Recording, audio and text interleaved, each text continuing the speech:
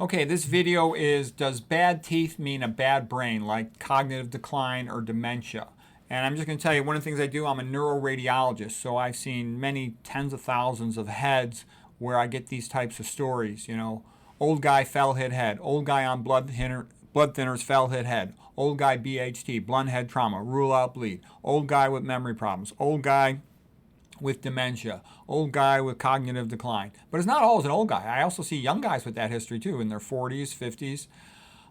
And so, anyways, Dice Clay, the comedian, has a rather vulgar joke about what it takes for him to be attracted to a woman. He says, two you know what, and a you know what, and a heartbeat, and I'm there. And I'm kind of kidding, but what I'm getting at is I look at a head. Let's say they gave me the wrong history. Let's say the only history I got was something like, sometimes they put the wrong history onto multiple films. They say, so let's say they gave me a history for the chest. Rule out pneumonia. That'll come on a head CT, a brain MRI sometimes. I can look at the case, and if I see the patient had bilateral cataract surgery and is a dentulous, has no teeth, I know it's a cognitive decline patient. I just can tell you, I've seen so many of them, that's almost like a reflex. Most of the cognitive decline patients are missing several teeth, if not all of them, and they've had cataract surgery on at least one side. They very often have both, and they usually are diabetic and hypertensive. Okay? So anyways, so here's two papers. First one is tooth loss in periodontitis patients, a risk factor for mild cognitive impairment, systematic review. And they go, yes, tooth loss is a sign of increased risk for cognitive decline in adults over 50 years. All right. Another paper, periodontal health, cognitive decline.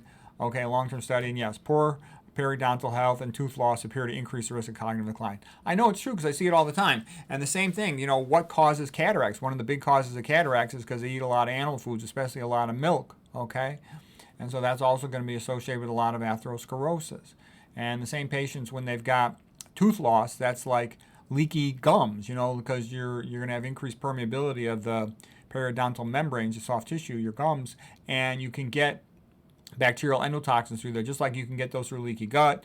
Then when you get the LPS, LTA, bacterial endotoxins causing the blood to be more thrombotic, amyloid clotting, we've talked about this before, then it's going to predispose you to cerebral atherosclerosis. In addition, if the guts are permeable, and the gut, you got leaky gut, increased intestinal permeability, and the mouth is increased permeable as well to bacterial endotoxins, there's a good chance you got blood-brain barrier increased permeability. They tend to go together, leaky gut and leaky blood-brain barrier.